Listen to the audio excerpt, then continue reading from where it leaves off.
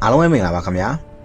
Gambia Story Official YouTube Channel လေးကနေအားလုံးကိုကြိုဆိုလိုက်ပါတယ်ကျွန်တော်ဒီနေ့တစ်ဆန်ပေးချင်တဲ့ဇာတ်လမ်းလေးကတော့လူသားတွေရဲ့တာမန်မျက်စိနဲ့မမြင်နိုင်တဲ့အမှောင်လောကရဲ့စပွဲတစ်ခုကြားမှာမွေးဖွားမလာခင်ကတည်းကကံကြမ္မာရဲ့စီခိုင်းမှုကြောင့်ဝေကျွေးနေတဲ့တာဝန်တွေကိုထမ်းဖို့လာခဲ့ရသူတို့ရဲ့ဘဝအကြောင်းပဲဖြစ်ပါတယ်ဇာတ်လမ်းလေးရဲ့အမည်ကတော့ Gambia ခီးချမ်းဘိုးဆက်ကရဲ့ခြေလမ်းလို့အမည်ရပါတယ်ကျွန်တော်တို့ဇာတ်လမ်းလေးကိုအတူနားဆင်ကြည့်အောင်ခင်ဗျာတောင်လန်းနေပတ်လည်ဝိုင်းနေပြီးတော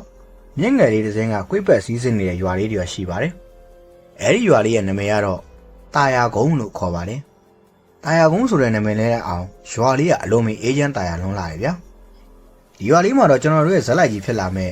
ဘိုးဆက်ကရဲ့မိဘတွေဖြစ်တဲ့ဦးအကားနဲ့ဒေါ်နန်းခင်တို့နေထိုင်ကြပါတယ်။ဦးအကားနဲ့ဒေါ်နန်းခင်တို့လင်မယားဟာဘာသာရေးအလွန်ကားဆိုင်ကြသလိုရွာရဲ့လူမှုရေးကိစ္စတွေမှာလည်းလက်မနေတာကြောင့်တရွာလုံးရဲ့ချစ်ခင်လေးစားမှုကိုရရှိနေကြပါတယ်။ဦးနေ့တနေ့မှာတော့ဒေါ်နန်းခင်ကရွာဦးเจ้าကိုဥပုပ်တီလက်ဆောက်တည်ဖို့တက်ထွက်လာခဲ့ပါတယ်။ဒါပေမဲ့အဲ့ဒီနေ့မှာသူမမမျှော်လင့်ထားတဲ့ထူးခြားမှုတစ်ခုနဲ့စတင်ဆုံနေခဲ့ရပါတယ်။အဲ့ဒါကတော့เจ้าမရောက်တဲ့အခါမှာဆရာတော်ရဲ့ဘေးမှာပိတ်ဖြူစင်ကြီးဝယ်ထားတဲ့ဘိုးသူတော်တူကိုတွေ့လိုက်ရတာပါ။ဒေါ်နန်းခင်တို့ကြောနေတော့အဲ့ဒီဘိုးသူတော်ကဘာစကားမှမဆိုဘဲနဲ့เจ้าနောက်ဘက်ကိုတိတ်တိတ်ထွက်ခွာသွားခဲ့ပါတယ်။ဒီလာဘေးလိုအပြီးမှာတော့ဆရာတော်ကဒေါ်နန်းခင်ကိုတီးတန့်ခေါ်ယူမင်းရလိုက်ပါတယ်။ဒကာမကြီးနန်းခင်အစောကဘိုးသူတော်ကိုမြင်လိုက်တယ်မလား။ तू ကတာမန်လူမဟုတ်ဘူးကွ။ထွက်ရက်ပေါက်ဂမ်ဘီယာဝိဇ္ဇာပုံကိုတူပဲ။ तू ဒီနေ့ရောက်လာတာကဒကာမကြီးနဲ့ပတ်သက်တဲ့ရေးကြီးကိစ္စအကြောင်းရှိလို့ကွ။ဒေါ်နန်းခင်ရဲ့စိတ်ထဲမှာတော့ထိတ်ခနဲဖြစ်သွားပါတယ်။ဆရာတော်ဆက်ပြီးတော့မိန်ကြားတာကတော့ဒေါ်နန်းခင်ရဲ့ဝမ်းမိုက်ထဲမှာကြောက်နေတဲ့တရေသားဟာဒီစပူမှာသူ့မတူအောင်ထုံးပေါက်မဲ့တာသနာပြုမဲ့ဘုံငံကြီးမသူဖြစ်ကြောင်းဒါပေမဲ့ဒီလိုဘုံငံကြီးမလုံးတာကြောင့်ပဲအမောင်လောကမကောင်းတဲ့ပညာတွေရဲ့ရန်ကိုစတင်ရင်ဆိုင်ရတော့မယ်ဆိုတဲ့အတိပေးချက်ပဲဖြစ်ပါတယ်။ဒေါ်နန်းခင်အိမ်ပြန်ရောက်တဲ့အခါမှာတော့စိတ်တွေကမတည်ငြိမ်နိုင်တော့ပဲဝမ်းမိုက်ကိုအသာလေးပွင့်နဲ့အမေကလေးလေးဘာမှမဖြစ်စေရဘူးနော်လို့တိုးတိုးလေးရေရွတ်လိုက်ပါတယ်။ယောက်ျားဖြစ်သူဦးအကအလောကပြန်လာတဲ့အချိန်မိန်းမဖြစ်သူရဲ့ပူပန်နေတဲ့မျက်နှာကိုမြင်ပြီးတော့အကျိုးအကြောင်းမေးမြန်းပါတော့တယ်။ဒေါ်နန်းခင်ကလည်းဆရာတော်မိန်ရသမျှကိုအကုန်ပြန်ပြောပြလိုက်တဲ့အခါမှာဦးအကရဲ့ပါဇက်ကနေဖះဖះလို့တီးတို့ရေရွတ်မိသွားပါတယ်။သို့တော်လည်းဦးအကသူမိန်းမကြောက်နေမှဆိုတာကြောင့်မိန်းမရဲ့တိတ်ဆိတ်မပူပါနဲ့ဆရာတော်ကလည်းကာဝယ်ပေးမဲ့ဝိဇ္ဇာရှိတယ်လို့မိန့်နေမလား။ကိုလည်းရှိနေတာပဲအစိုးဆုံးနေမဖြစ်လာစေရဘူးလို့စိတ်ပြေဟန်ပြောလိုက်ပါတယ်။ဦးအကချောင်းမပြောဆိုလိုက်ပေမဲ့ထိုညမှာတော့တာယာကုန်းရဲ့လေတို့ကထူးထူးခြားခြားကိုပြောင်းလဲသွားခဲ့ပါတယ်။ဝေးအောင်တန်နေတော့မကြားရလောက်အောင်တိတ်ဆိတ်လုံးနေလှသလိုအမောင်တွေကနေတစုံတစ်ယောက်ကစောင့်ကြည့်နေသလိုခံစားချက်မျိုးပါ။တကောင်ကျော်လူကြီးတိတ်ချိန်မှာတော့သူတို့လည်းမရနှစ်ယောက်လုံးမမျော်လင့်ထားတဲ့ခြောက်ခြားဖွယ်ရာဖြစ်ဖြစ်တစ်ခုဟာစတင်လာပါတော့တယ်။ဒီနေရာမှာကျွန်တော်အားလုံးကိုတောင်းဆိုချင်တာလေးတစ်ခုရှိပါတယ်။ဇလန်းလေးကိုကြိုက်နေတဲ့ဆိုရင်ကျွန်တော်တို့ရဲ့ channel လေးကို like and subscribe လုပ်ပေးဖို့အတွက်တောင်းဆိုချင်ပါတယ်ခင်ဗျာ။ကဲကျွန်တော်တို့ဇလန်းလေးကိုစလိုက်အောင်။တာယာကုန်းရွာလေးရဲ့ညာချမ်းဟာပုံမှန်ဆိုရင်တော့အေးချမ်းလှပါတယ်ဗျာ။ဒါပေမဲ့ဒီနေ့ညမှာတော့လေတူးကတမျိုးကြီးထူးဆန်းနေတယ်ဗျ။လေတိုင်နှုံးကငြိမ်သက်နေပေမဲ့အေးစိမ့်စိမ့်ခံစားချက်ကြီးကအယိုးတဲ့ဒီကိုစိတ်ဝင်နေသလိုမျိုးပြို့ဒေါ်နာခင်တယောက်အဲ့ရပေါ်မှာလဲနေနေဗိုက်ထဲကရင်သွေးလေးကိုလက်နဲ့အုပ်ကဇိုးရည်နေကြီးဖြစ်နေရှာပါတယ်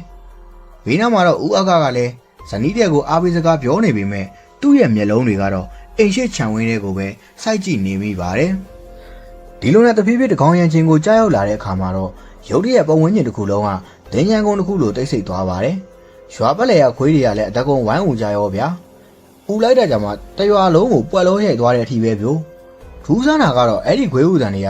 ဦးအကားတို့အိမ်သားကိုရောက်လာလေလေတဖြည်းဖြည်းတိတ်ဆိတ်သွားလေပဲမို့ရင်ထဲမှာထိတ်ခနဲဖြစ်သွားရပါတယ်ဝုန်းဆိုတဲ့အိမ်ခေါင်ဝတ်ပေါ်လေးလံတဲ့အရာဝတ္ထုတစ်ခုပြုတ်ကျလာတဲ့မျိုးအတန်မျိုးထွက်ပေါ်လာပါတယ်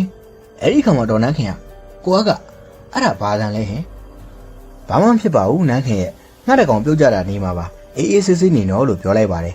အားပေးစကားပြောလိုက်ပေမဲ့ဦးအကရဲ့နှစ်ဖူးမှာတော့ချွေးစေးတွေပြန်နေပါတယ်အဲ့ဒီချိန်မှာပဲအိမ်အောက်ကနေမိမရဲတန်လိုခွေးဦးတန်လိုအတန်နဲ့ကြီးကအိမ်ကိုပတ်ပြီးတော့ထွက်ပေါ်လာပြန်ရောဗျာအတန်ကလည်းတနေရာရဲမဟုတ်ဘဲနဲ့အိမ်ပပတ်လေကနေဝိုင်းအော်နေတယ်လို့မျိုးကိုသွေးပြက်စရာကောင်းလွန်းလာပါတယ်ဦးအကဓမ္မကိုဆွဲပြီးတော့အိမ်ရှိတကားဝမှာအသင့်ပြင်ထားလိုက်ပါတယ်အိမ်ရှိအပြင်ကွင်းပြင်ထဲမှာတော့အရင်မဲကြီး၃ခုကလူပုံနှံလိုခေါင်းမပါတာလိုလက်တွေကလည်းမြေကြီးကိုထိနေတယ်လို့နဲ့အတော်လေးကိုကြောက်စရာကောင်းတဲ့ပုံစံတွေရှိနေပါတယ်အဲ့ဒီအရေးမဲကြီး၃ခုစီကနေပြီးတော့ဟာ ဒီကလေးကိုမွေးခွင့်မပေးနိုင်ဘူးသေးစီအဲ့လိုမျိုးအတန်နဲ့ကြီးကပေါ်ထွက်လာပါတယ်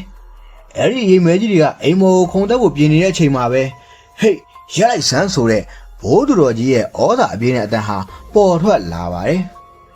အိမ်ရှိမှာလင်းလန်းတောက်ပနေတဲ့အလင်းနဲ့တစ်ခုကကြောက်လာခဲ့ပြီးတော့နေလေကဘိုးသူတော်ကြီးရောက်လာတာမျိုးဘိုးသူတော်ကြီးကလက်ထဲကချိန်လုံးနဲ့မြေကြီးကိုရိုက်လိုက်တာနဲ့ဖြောင်းဆိုတဲ့အတန်နဲ့သူမီးလျံတွေထွက်ပေါ်လာပြီးတော့အရိပ်မဲတွေကလည်းအနောက်ကိုလွင့်ထွက်သွားပါတော့တယ်ဘိုးသူတော်ကြီးရဲ့ဂါရာတန်တွေအောက်မှာတော့အရိပ်မဲကြီးတွေကနာကျင်စွာအော်ဟင်ရင်းနဲ့အမှောင်ထဲမှာပျောက်ကွယ်သွားပါတော့တယ်မနက်လင်းတဲ့အခါမှာဆရာတော်တန်တွားရောက်လျှောက်ထားတော့ဆရာတော်ကတပ်ပြင်းချိုင်နဲ့မိတ်ကြားလိုက်တာကတခါကြီးအခုကအစပဲရှိသေးတယ်ကလေးမွေးဖွားတဲ့အထိဒီတိုက်ပွဲတွေကဆက်ရှိနေဦးမှာမလို့တတိထားပြီးတော့စောင့်ရှောက်ကြရလိမ့်မယ်ဘိုးဆက်ကကလေးမွေးလာဖို့အတွက်နောက်ထပ်ဘလို့အခက်အခဲတွေကြုံရမလဲဟိုအောက်လန်းပညာသည်တွေကရောအလွယ်တကူလဲလျှော့မှာလားနောက်တစ်ပတ်မှာတင်ဆက်ပေးမှာမလို့ဘိုးဆက်ကနဲ့တိမ်မင်းသမန်ကျင်းစာဆိုတဲ့အပိုင်းမှာဆက်လက်နားဆင်ပေးကြပါဦးခင်ဗျာ